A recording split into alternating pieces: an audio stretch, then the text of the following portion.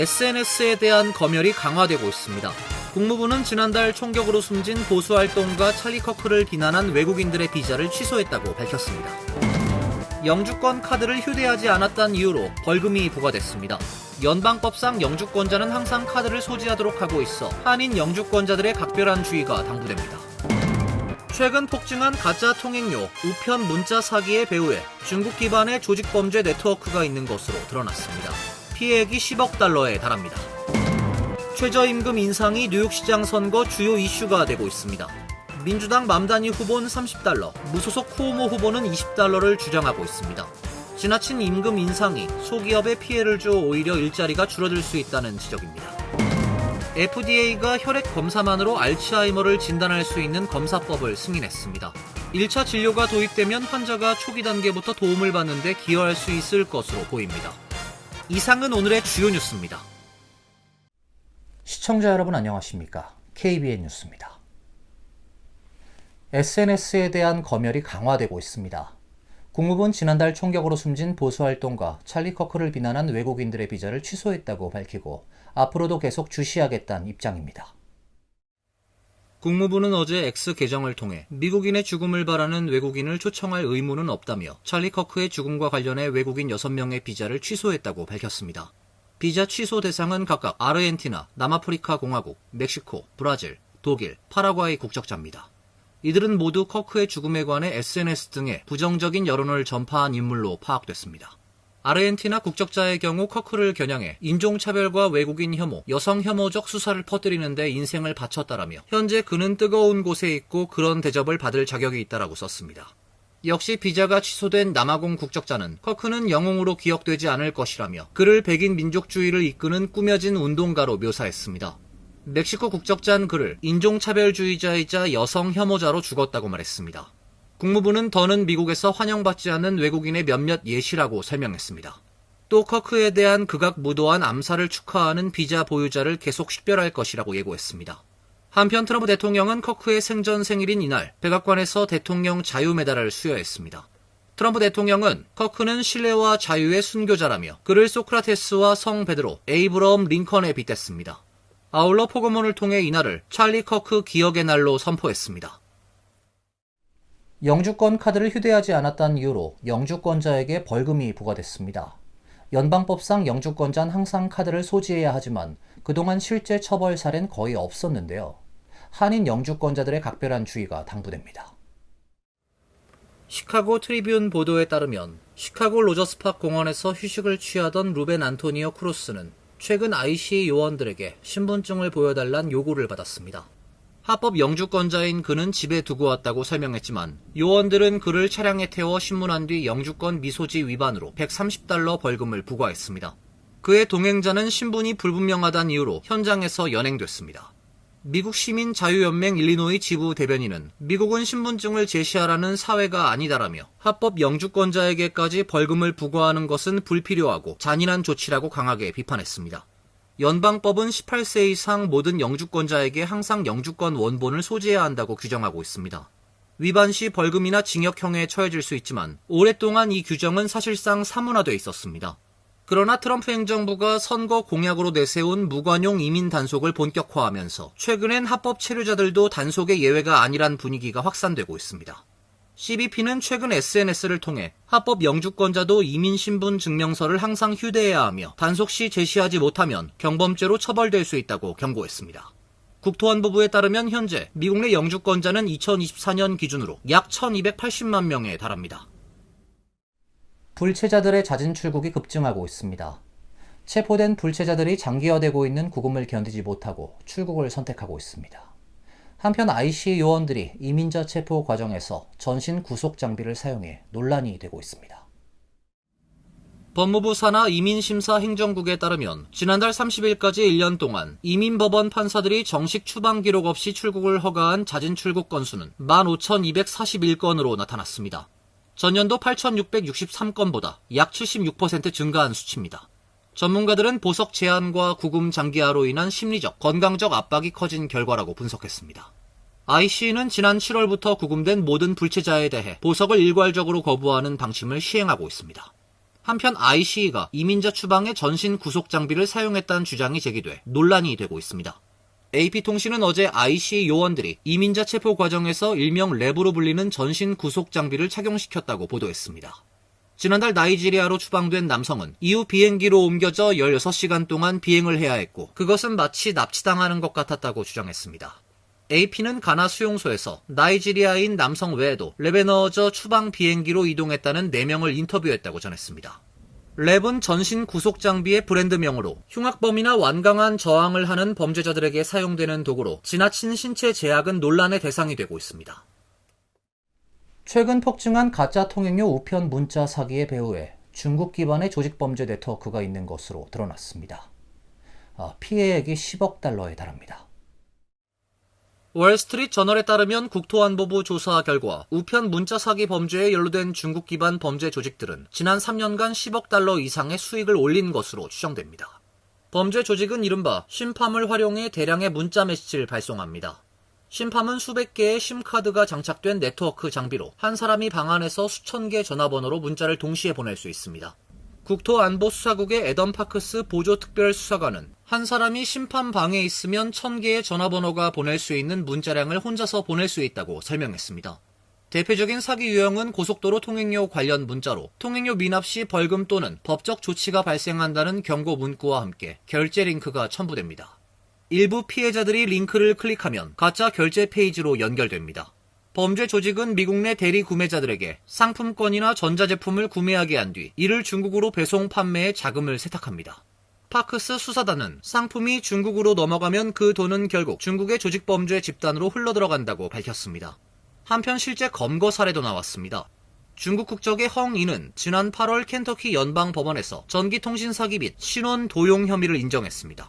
그는 렉싱턴의 한 슈퍼마켓에서 휴대폰에 저장된 107개의 신용카드 번호를 이용해 70장의 상품권을 구매한 것으로 드러났습니다. 최저임금 인상이 뉴욕시장 선거 주요 이슈가 되고 있습니다. 민주당 맘다니 후보는 30달러, 무소속 쿠오모 후보는 20달러를 주장하고 있습니다.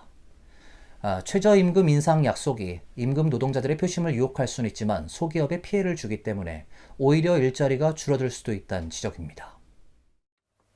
지역 매체 고다미스트는 어제 각 후보의 최저임금 공약이 뉴욕시장 선거의 향방을 가를 수 있다고 보도했습니다. 진보 성향의 민주당 조란 맘다니 후보는 일찌감치 2030년까지 최저임금을 시간당 30달러로 올리겠다는 공약을 내걸었습니다. 맘다니 후보는 시장으로 당선되면 뉴욕주에서 별도 최저임금법을 통과시킨 뒤 뉴욕주 의회에만 있는 최저임금 조정 권한을 뉴욕시 의회에도 부여하겠다고 말했습니다. 맘다니 후보 캠페인은 뉴욕시 최저임금을 2027년엔 시간당 20달러로 올린 뒤 2028년 23달러 50센트, 2029년 27달러, 2030년 30달러로 단계적으로 올릴 계획입니다. 무소속으로 출마한 앤드류 쿠오모 전 뉴욕 주지사 역시 최저임금 인상을 내세우고 있습니다. 쿠오모 후보는 뉴욕시 최저임금을 2027년까지 시간당 20달러로 올리겠다고 공약했습니다. 최대 80만 명의 뉴요커가 혜택을 받게 될 것이라고 밝혔습니다. 공화당 커티스 슬리와 후보는 기업 친화적이고 고용주 친화적인 뉴욕시를 만들겠다고 공약해 최저임금을 올릴 가능성은 작은 것으로 전망됩니다. 정책 전문가들은 최저임금을 더 올리면 소득 불평등을 줄이는 효과가 있겠지만 소기업 업주에 피해를 주고 장기적으로는 오히려 일자리를 줄일 수도 있다고 지적했습니다. 뉴욕 뉴저지 한인사회 정치력 신장에 앞장서온 시민참여센터가 제29회 기금 모금 행사를 개최합니다. 한계를 뛰어넘어 그 이상으로를 주제로 진행되는 갈라는 세대 교체를 위해 우리가 무엇을 준비해야 하는지 함께 고민하는 시간이 될 것 같습니다. 시민참여센터가 다음 주 금요일인 24일 저녁 6시부터 맨해튼 리버사이드 처치에서 기금 모금을 위한 갈라를 개최합니다. 그 한인 사회가 있어서 2세들을 후원을 하고 또 2세들은 한인들이 부족한 부분을 메꿔주시고 네, 그런 식으로 1세대와 2세대가 같이 협력해서 이 어려운 시대를 헤쳐나갈 수 있는 좋은 방안을 마련할 수 있을 것 같습니다. 올해 갈라는 기존 행사 구성과는 다른 토크쇼 형식으로 치러집니다. 과거 시민참여센터에서 인턴으로 활동했던 조셉 최, 자넷 박 변호사가 사회자를 맡아 토크쇼를 이끌어갑니다.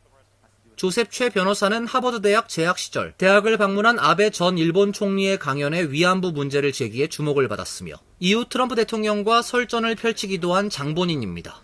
그리고 그들이 이번에 이제 토크쇼 형식으로 사회를 보면서 또 수상자들하고 이야기를 하고 또 그들이 우리 시민참여센터를 통해서 무엇을 배웠고 또 그럼으로써 커뮤니티에 대해서 어떤 생각을 가지게 되었고 또 앞으로 자기들이 어떻게 할 것이다 라는 내용으로 이제 갈라가 진행이 됩니다. 올해 공로상 수상자는 윤경복 회장과 박재욱 자문위원으로 결정됐습니다. 호스트 위원장을 맡은 육주선 변호사는 차세대 한인들에게 정체성을 심어주는 것이 중요하다며 커뮤니티의 역할을 강조했습니다.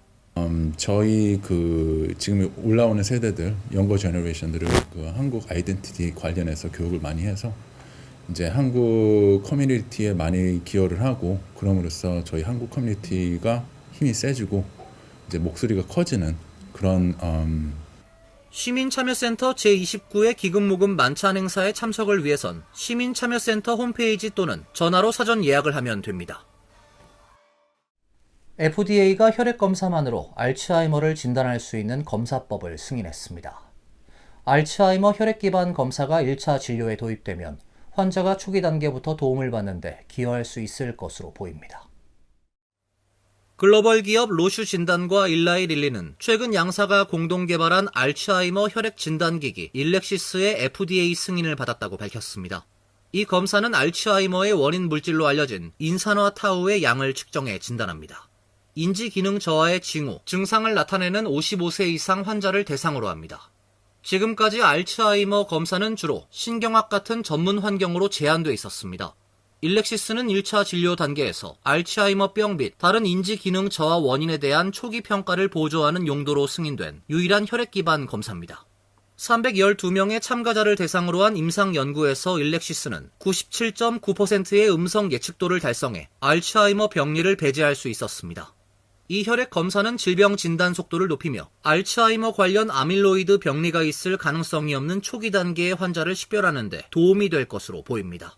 로슈 진단은 임상의가 알츠하이머 관련 아밀로이드 병리를 배제하는 데 도움이 될 수 있는 정보를 제공해 인지질환이 있는 환자의 초기 질병 단계 평가를 가능하게 한다며 잠재적으로 PET 및 CSF보다 비용 등 효율성을 향상시킨다고 말했습니다. 유통기한이 지난 생수를 마시면 미세 플라스틱 섭취로 인해 건강에 악영향을 미칠 수 있다는 연구 결과가 나왔습니다. 미세 플라스틱은 장내 미생물군 변화를 일으킬 수 있고 정신 건강에도 영향을 미칠 수 있다며 위험성을 경고했습니다. 데일리 메일에 따르면 최근 여러 연구에서 유통기한이 지난 페트병 생수를 마시면 장암, 뇌 손상, 불임 등과 관련된 미세 플라스틱을 섭취할 위험이 높아지는 것으로 나타났습니다. 생수의 유통기한은 보통 18개월에서 2년으로 표시되지만 이는 물이 아닌 플라스틱병 자체의 품질 유지 기간을 의미합니다. 미세 플라스틱은 크기 약 2마이크로미터에 불과한 작은 플라스틱 조각으로 유통기한이 지나면 병 안으로 스며들 수 있습니다. 특히 플라스틱 병이 고온, 직사광선, 강한 냄새의 화학물질 근처에 보관되면 분해 속도가 빨라져 물이 오염될 가능성이 커집니다. 페트 플라스틱은 투과성 소재이기 때문에 시간이 지나면 소량의 물이 증발하고 그 틈으로 외부 오염 물질이 침투할 수도 있습니다. WHO와 협력해 담수 플라스틱 오염을 연구하는 쉐리 메이슨 박사는 플라스틱은 환경 속 합성 화학 물질을 인체로 운반하는 매개체 역할을 하며 일부는 암, 정자수 감소, ADHD, 자폐 등을 유발할 수 있다고 밝혔습니다. 실제로 미세 플라스틱은 폐, 태반, 모유, 혈액 등 인체 여러 조직에서 발견된 바 있습니다. 연구진은 생수를 정기적으로 마시는 사람은 수돗물을 마시는 사람보다 연간 약 90만 개 더 많은 미세 플라스틱을 섭취한다라고 분석했습니다. 미세 플라스틱은 장내 미생물 균형을 깨뜨리고 흡입 시 호흡기 질환을 유발할 수 있다며 나노 미세 플라스틱의 영향을 인식하고 대응해야 할 필요성을 보여준다고 강조했습니다. 이어서 간추린 소식입니다. 상원은 어제 11월 말까지 연방정부의 자금을 지원하는 하원을 통과한 예산안을 표결에 붙였으나 찬성 49, 반대 45로 상원 관문을 넘지 못했습니다. 예산안이 상원을 통과하려면 찬성 60표가 필요합니다. 민주당에선 상원 의원 2명이 찬성표를 던졌고 1명의 의원이 기권했습니다. 공화당은 랜드폴 상원 의원이 유일하게 반대했습니다. 예산안이 상원에서 부결된 것은 이번이 8번째입니다. 셧다운이 3주차에 접어들고 있지만 공화당과 민주당이 양보 없이 대치하고 이렇다 할 해법을 도출하지 못하면서 역대 최장기간 셧다운이 될 수 있다는 우려가 나오고 있습니다. 각국의 여권 파워를 나타내는 헨리 여권 지수가 발표됐습니다. 1위는 싱가포르로 193개국의 무비자 입국이 가능했고, 한국은 무비자 입국 가능한 국가가 190개로 2위에 올랐습니다. 3위는 189개국의 무비자 입국이 가능한 일본이 차지했습니다. 독일, 이탈리아, 룩셈부르크, 스페인, 스위스가 공동 4위, 오스트리아 등 6개국이 공동 5위에 올랐습니다. 미국은 무비자 입국 가능 국가 수가 180개국으로 12위를 기록했습니다. 11년 전인 2014년만 세계 1위였던 미국의 여권 파워가 10위권 밖으로 밀려난 이유는 최근 브라질, 파푸아 뉴기니, 미얀마, 소말리아와 베트남 등이 미국을 무비자 입국 가능국에서 제외한 데 따른 결과입니다. 헨리 여권 지수는 매년 4회씩 분기별로 산정되며 이번에 발표된 순위는 이달 발표된 올해 4분기 순위에 따른 것입니다. 펜 본디 법무부 장관은 어제 X에 올린 글에서 오늘 법무부의 요청에 따라 페이스북은 시카고에서 IC 요원들의 정보를 캐고 표적으로 삼기 위해 사용되던 대규모 그룹 페이지를 삭제했다고 밝혔습니다. 본디 장관은 온라인 앱과 SNS에 의해 IC 요원들이 위험에 처하게 됐다며 법 집행기관에 대한 폭력을 선동할 수 있는 플랫폼을 근절하기 위해 계속 노력할 것이라고 덧붙였습니다. 메타 대변인은 성명에서 해당 그룹은 조직적 피해 유발 금지 정책을 위반해 삭제됐다고 밝히면서도 구체적인 삭제 사유는 설명하지 않았습니다. 메타의 이번 조치에 앞서 애플과 구글은 비슷한 기능을 하는 앱을 삭제했습니다. 뉴저지 주 정부가 학교에서 학생들의 휴대전화 사용 제한을 장려하기 위한 보조금을 지원합니다. 뉴저지주 교육국은 6에서 12학년 대상으로 학교 등교 후 하교 때까지 학생의 휴대전화 사용을 금지하는 정책을 채택한 학군에 보조금을 지급한다고 밝혔습니다. 정확한 지원금 규모는 얼마나 많은 학군이 신청하는지에 따라 달라지게 됩니다. 교육부로부터 지원금을 제공받는 학교는 학생 등교 시 휴대전화를 반납하도록 하고 하교 때 돌려주는 정책을 시행해야 합니다. 이번 보조금 정책은 지난달 말 주 교육국 산하 청소년 소셜미디어 위원회가 교내에서 스마트폰 사용 전면 금지를 권고한 이후 나온 것입니다. 환율과 증권 소식입니다.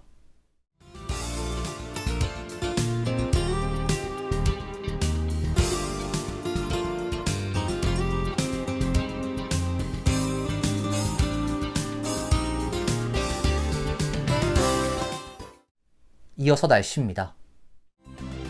내일은 맑고 화창한 날씨가 예보되어 있습니다. 낮 최고 기온 58도, 섭씨 15도, 밤 최저 기온은 45도, 섭씨 7도로 예상됩니다. 금요일은 맑고 화창한 날씨가 이어지겠습니다. 토요일은 약간 구름이 끼는 날씨가 예상됩니다.